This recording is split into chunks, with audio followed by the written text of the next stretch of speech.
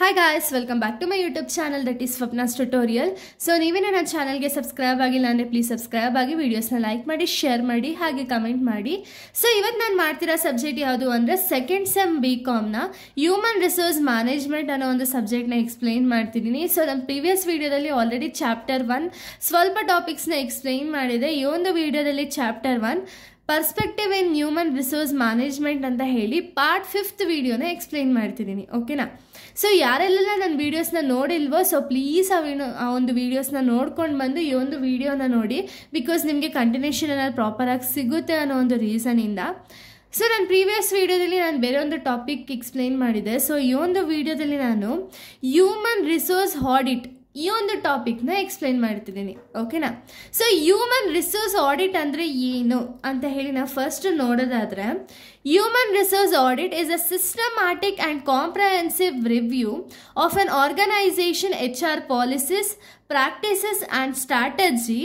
The audit identifies the strengths, weakness at areas improvement inquiry. The HR management is an efficient and up to date.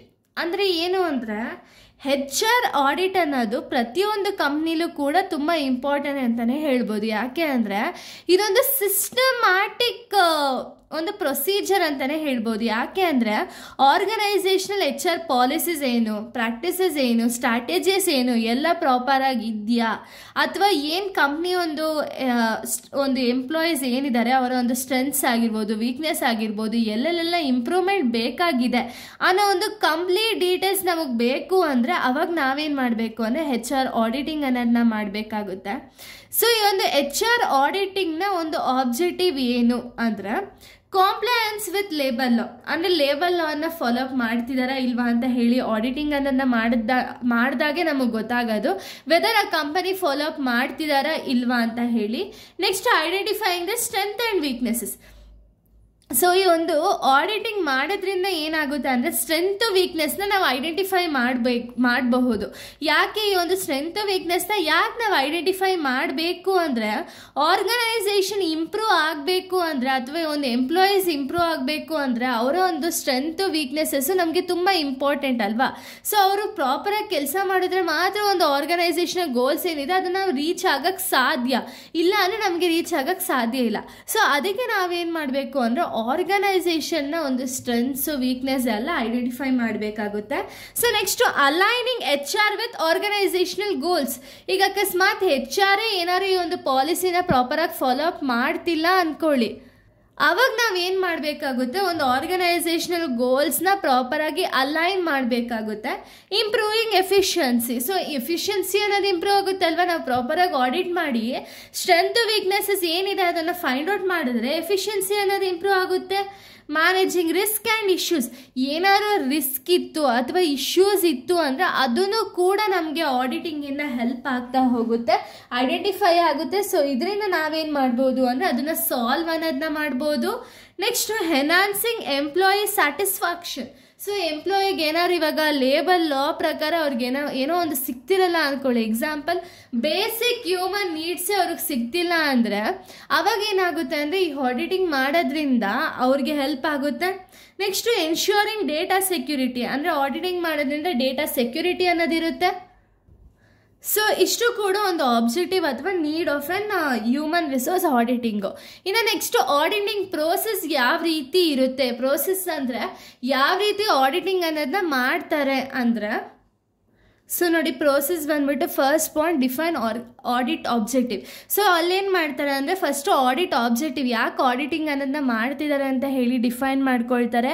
Develop audit plan, ಅಂದರೆ ಯಾವ ರೀತಿ ನಾವು audit ಮಾಡಬೇಕು ಅಂತ ಹೇಳಿ develop ಮಾಡ್ಕೊಳ್ತಾರೆ. Gather information, ಅಂದರೆ ಪ್ರತಿಯೊಂದು ಆಡಿಟ್ ಮಾಡಬೇಕು ಅಂದರೆ ಎಲ್ಲ ಇನ್ಫಾರ್ಮೇಷನ್ ಬೇಕೇ ಬೇಕಲ್ವಾ. ಸೊ ಎಲ್ಲ ಇನ್ಫಾರ್ಮೇಷನ್ನ ಗ್ಯಾದರ್ ಮಾಡ್ಕೊಳ್ತಾರೆ. ರಿವ್ಯೂ HR ಪಾಲಿಸೀಸ್ ಏನಿದೆ, ರೂಲ್ಸ್ ರೆಗ್ಯುಲೇಷನ್ಸ್ ಇದೆ ಅದನ್ನೆಲ್ಲ ರಿವ್ಯೂ ಮಾಡ್ತಾರೆ. ಅನಲೈಸ್ ಎಚ್ ಆರ್ ಡೇಟಾ ಅವ್ರು ಏನು ಮೆನ್ಷನ್ ಮಾಡಿರ್ತಾರಲ್ಲ ಡೇಟಾನ ಅದನ್ನು ಅನಲೈಸ್ ಮಾಡ್ತಾರೆ. ಕಂಡಕ್ಟ್ ಇಂಟರ್ವ್ಯೂ ಅಂದರೆ ಎಂಪ್ಲಾಯೀಸ್ನ ಗ್ಯಾದರ್ ಮಾಡಿಕೊಂಡು ಒಂದು ಇಂಟರ್ವ್ಯೂ ರೀತಿ ಒಂದು ಫಾರ್ಮ್ ಅದನ್ನು ಮಾಡಿ ಅಲ್ಲಿ ಎಂಪ್ಲಾಯಿ ಸ್ಯಾಟಿಸ್ಫ್ಯಾಕ್ಷನ್ ಆಗ್ತಿದಾರಾ ಇಲ್ವಾ ಅಂತ ಹೇಳಿ ಇಂಟರ್ವ್ಯೂ ಮುಖಾಂತರ ಅವರು ನೋಡ್ತಾರೆ. ಅನಲೈಸ್ ದ ಫೈಂಡಿಂಗ್ಸ್ ಅಂದರೆ ಎಚ್ ಆರ್ ಒಂದು ಡೇಟಾ ಏನಿದೆ ಅದರಲ್ಲಿ ಏನಾದ್ರು ಫೈಂಡಿಂಗ್ಸ್ ಇತ್ತು ಅಂದರೆ ಅದನ್ನು ಅನಲೈಸ್ ಮಾಡ್ತಾರೆ. Next develop an action plan. ಇವಾಗ ಏನಾದ್ರು ಇಶ್ಯೂಸ್ ಇತ್ತು ಅಂದರೆ ಒಂದು ಪ್ಲಾನ್ನ ಡೆವಲಪ್ಮೆಂಟ್ ಮಾಡ್ತಾರೆ. ಯಾಕೆ ಅಂದರೆ ಆರ್ಗನೈಸೇಷನಲ್ ಗೋಲ್ಸ್ನ ನಾವು ಯಾವ ರೀತಿ ರೀಚ್ ಮಾಡ್ಬೋದು ಅನ್ನೋದಕ್ಕೆ ಒಂದು ಆ್ಯಕ್ಷನ್ ಪ್ಲಾನನ್ನು ಡೆವಲಪ್ ಮಾಡ್ತಾರೆ. Next present findings and recommendation. ಅಕಸ್ಮಾತ್ ಏನಾದ್ರು ಇಶ್ಯೂಸ್ ಇತ್ತು ಅಂದರೆ ಫೈಂಡಿಂಗ್ಸ್ನ ಮಾಡಿ ಅದಕ್ಕೆ ರೆಕಮೆಂಡೇಶನ್ಸ್ ಅನ್ನೋದನ್ನ ಅಥವಾ ಅವರ ಒಂದು ಒಪಿನಿಯನ್ಸ್ ಅನ್ನೋದನ್ನ ಕೊಡ್ತಾ ಹೋಗ್ತಾರೆ. ಸೊ ಇಷ್ಟೂ ಕೂಡ ಪ್ರೋಸೆಸ್ ಆದಮೇಲೆ ಮಾನಿಟರ್ ಆ್ಯಂಡ್ ಇವಾಲ್ಯೂಯೇಟ್ ದ ಪ್ರೋಗ್ರೆಸ್. ಅಂದರೆ ಇವಾಗ ಏನಾದ್ರು ಇಶ್ಯೂಸ್ ಇತ್ತು ಅಂದರೆ ನೋಡಿ ಅವಾಗ ಫೈಂಡಿಂಗ್ಸ್ ಅನ್ನೋದು ಏನು ಫೈಂಡ್ ಔಟ್ ಮಾಡಿರ್ತಾರೋ ಅದಕ್ಕೆ ರೆಕಮೆಂಡೇಶನ್ ಅನ್ನೋದನ್ನ ಕೊಡ್ತಾರಲ್ವ, ಅದಾದಮೇಲೆ ಆ ಒಂದು ಪ್ರೋಗ್ರೆಸ್ನ ಇವಾಲ್ಯೂಯೇಟ್ ಅಥವಾ ಮಾನಿಟರ್ ಅನ್ನೋದನ್ನ ಮಾಡೋಕ್ಕೆ ಸ್ಟಾರ್ಟ್ ಮಾಡ್ತಾರೆ. ಓಕೆನಾ, ಇಷ್ಟು ಕೂಡ ಒಂದು ಪ್ರೋಸೆಸ್ಸು. ಇನ್ನು ಎಲ್ಲೆಲ್ಲೆಲ್ಲ ಆಡಿಟಿಂಗ್ ಅನ್ನೋದು ಬೇಕಾಗಿರುತ್ತೆ ಅಂದರೆ ಏರಿಯಾಸ್ ಆಫ್ ಎನ್ ಆಡಿಟ್ನ ನಾವು ನೋಡೋದಾದ್ರೆ ರೆಕ್ರೂಟ್ಮೆಂಟ್ ಆ್ಯಂಡ್ ಸ್ಟಾಫಿಂಗ್. ಇವಾಗ ರೆಕ್ರೂಟ್ಮೆಂಟ್ ಆ್ಯಂಡ್ ಸ್ಟಾಫಿಂಗ್ ಪರ್ಪಸ್ಗೆ ನಮ್ಗೆ ಆಡಿಟಿಂಗ್ ಅನ್ನೋದನ್ನ ಬೇಕು. ಟ್ರೈನಿಂಗ್ ಆ್ಯಂಡ್ ಡೆವಲಪ್ಮೆಂಟ್ ಮಾಡಬೇಕು ಅಂದರೆ ಅದಕ್ಕೂ ಆಡಿಟಿಂಗ್ ಅನ್ನೋದನ್ನ ಬೇಕಾಗಿರುತ್ತೆ. ಕಾಂಪ್ರಹೆನ್ಷನ್ ಬೆನಿಫಿಟ್ ಅಂದರೆ ಒಂದು ಸ್ಯಾಲ್ರಿನ ಹೈಕ್ ಮಾಡೋದಕ್ಕಾಗಿರ್ಬೋದು, ಲೇಬರ್ ಲಾಸ್ ಪ್ರಕಾರ ಇಲ್ಲದೆ ಇರೋ ಸ್ಯಾಟಿಸ್ಫ್ಯಾಕ್ಟರಿ ಆಗದೆ ಇರುವಂಥ ಸ್ಯಾಲ್ರಿ ಕೊಡಬೇಕಾದ್ರೆ ಅವಾಗೂ ಕೂಡ ಈ ಒಂದು ಆಡಿಟಿಂಗ್ ಅನ್ನೋದು ನೆಸೆಸರಿ ಇರುತ್ತೆ. ಪರ್ಫಾರ್ಮೆನ್ಸ್ ಮ್ಯಾನೇಜ್ಮೆಂಟ್ಗೂ ಕೂಡ ಒಂದು ಆಡಿಟಿಂಗ್ ಅನ್ನೋದು ನೆಸೆಸರಿ ಇರುತ್ತೆ. ಪರ್ಫಾರ್ಮೆನ್ಸ್ನ ರಿವ್ಯೂ ಮಾಡೋದಕ್ಕಾದ್ರೂ ಒಂದು ಆಡಿಟಿಂಗ್ ಅನ್ನೋದನ್ನ ಮಾಡ್ತಾರೆ. Next employee relation and engagement. Employee ಯಾವ ರೀತಿ ಇಂಟರ್ಯಾಕ್ಟ್ ಆಗ್ತಿದ್ದಾರೆ ಒಂದು ಕಂಪ್ನಿಲಿ ಅಂತ ಹೇಳಿ ನೋಡೋದಕ್ಕೂ ಕೂಡ ಒಂದು ಆಡಿಟಿಂಗ್ ಅನ್ನೋದು ಬೇಕಾಗಿರುತ್ತೆ. ಸೊ ಇಷ್ಟು ಕೂಡ ಒಂದು ಏರಿಯಾಸ್ ಆಫ್ ಎನ್ ಆಡಿಟಿಂಗ್ ಆಗಿದೆ. ಆ್ಯಂಡ್ ಈ ಫಸ್ಟ್ ಚಾಪ್ಟರ್ ಇಲ್ಲೂ ಕಂಪ್ಲೀಟ್ ಆಗುತ್ತೆ. ಇನ್ನು ನೆಕ್ಸ್ಟ್ ವೀಡಿಯೋದಿಂದ ನಾನು ಸೆಕೆಂಡ್ ಚಾಪ್ಟರ್ನ ಎಕ್ಸ್ಪ್ಲೇನ್ ಮಾಡ್ತಾ ಹೋಗ್ತೀನಿ. So thank you guys, thanks for watching.